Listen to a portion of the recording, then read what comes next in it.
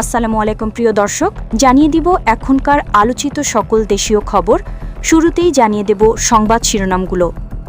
25 December দেশে ফিরছেন তারেক রহমান। উসমান হাদিকে হত্যা চেষ্টার ঘটনায় ফয়সালের বাবা মা গ্রেফতার। সিঙ্গাপুরে চিকিৎসাধীন উসমান হাদির বর্তমান শারীরিক অবস্থা। ধর্মের নামে দেশ বিভাজন করা যাবে না বলে হুঁশিয়ারি নাহিদ ইসলামের।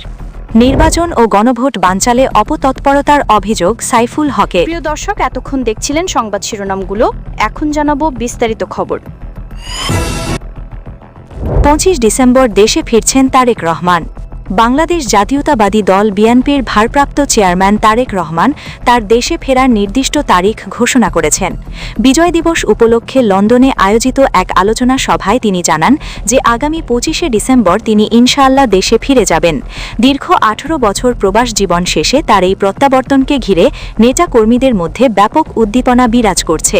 তিনি লন্ডনের বিমানবন্দরে কোনো ধরনের হট্টগোল না করার জন্য অনুরোধ জানিয়েছেন এবং সবাইকে ধৈর্য ধরার আহ্বান জানিয়েছেন। তারেক রহমান বলেন যে আগামী নির্বাচনে জনগণের ভোটে নির্বাচিত হয়ে সরকার গঠন করাই তাদের মূল লক্ষ্য। তিনি দেশের মানুষের জন্য ফ্যামিলি কার্ড ও কৃষক কার্ড চালুর পরিকল্পনার কথাও উল্লেখ করেন। উসমান হাদিকে হত্যা চেষ্টার ঘটনায় ফয়সালের বাবা মা গ্রেফতার। ঢাকা ৮ আসনের সংসদ সদস্য প্রার্থী ও ইনকিলাব মঞ্চের মুখপাত্র শরীফ উসমান হাদিকে গুলি করার ঘটনায় প্রধান আসামি ফয়সাল করিম মাসুদের বাবা মোহাম্মদ হুমায়ুন কবির ও মা মুসা হাসি বেগমকে গ্রেফতার করেছে র্যাব। র্যাবের লিগ্যাল অ্যান্ড মিডিয়া উইং জানিয়েছে যে তাদের জিজ্ঞাসাবাদ করা হচ্ছে। এর আগে এই ঘটনায় জড়িত থাকার সন্দেহে ফয়সালের স্ত্রী ও সহযোগীদেরও গ্রেফতার করা হয়েছিল। গত 12 ডিসেম্বর বিজয়নগর এলাকায় উসমান হাদির ওপর চলন্ত মোটরসাইকেল থেকে গুলি চালানো হয়, যা তার মাথায় লাগে। এই ঘটনায় পল্টন থানায় একটি হত্যা চেষ্টা মামলা দায়ের করা হয়েছে। সিঙ্গাপুরে চিকিৎসাধীন উসমান হাদির বর্তমান শারীরিক অবস্থা। ইনকিলাব মঞ্চের মুখপাত্র শরীফ উসমান হাদি বর্তমানে সিঙ্গাপুর জেনারেল হাসপাতালে চিকিৎসাধীন।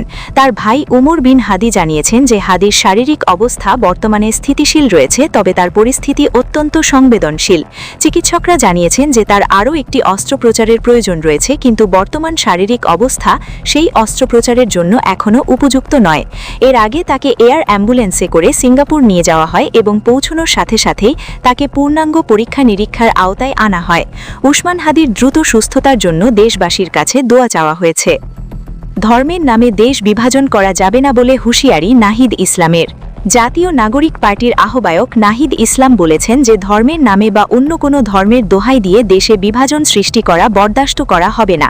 শাহবাগে এক সমাবেশে তিনি বলেন যে আওয়ামী লীগ যেমন মুজিব বাদ দিয়ে দেশ ভাগ করেছিল, এখন ধর্মীয় রাজনীতির নামে সেই চেষ্টা করা হচ্ছে। তিনি আরও বলেন যে মুক্তিযুদ্ধ এবং জুলাই অভ্যুত্থান সবার এবং এর আকাঙ্ক্ষা নিয়ে কোনো ষড়যন্ত্র সফল হতে দেওয়া হবে না। উসমান হাদির ওপর হামলার নিন্দা জানিয়ে তিনি বলেন যে পুলিশ ব্যর্থ হলে জনগণই নিজেদের নিরাপত্তা নিশ্চিত করবে এবং পাল্টা আঘাত হানবে। নির্বাচন ও গণভোট বানচালে অপতৎপরতার অভিযোগ সাইফুল হকের।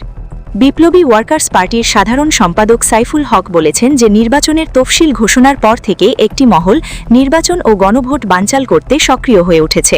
তিনি জাতীয় স্মৃতিসৌধে শ্রদ্ধা নিবেদন শেষে জাতীয় সাংবাদিকদের বলেন যে স্বাধীনতার 54 বছর পরেও পরাজিত অপশক্তি দেশের বিজয়কে ছোট করার চেষ্টা করছে। সাইফুল হক সতর্ক করে বলেন যে কোনোভাবেই নির্বাচনকে ঝুঁকিতে ফেলা যাবে না এবং দেশের এই ক্রান্তিকালে পলাটিনৈক দলগুলোকে ঐক্যবদ্ধ থাকতে হবে। তিনি আরও বলেন যে জনগণের প্রত্যাশা বাস্তবায়নে সরকারকে আরও সহনশীল ও কার্যকর ভূমিকা পালন করতে হবে। প্রিয় দর্শক, এই ছিল এখনকার গুরুত্বপূর্ণ নিউজ। আরও গুরুত্বপূর্ণ নিউজ নিয়ে ফিরছি কিছুক্ষণের মধ্যে। নিউজগুলো সবার আগে দেখার জন্য এই চ্যানেলটি সাবস্ক্রাইব করে আমাদের সাথে থাকুন। ধন্যবাদ।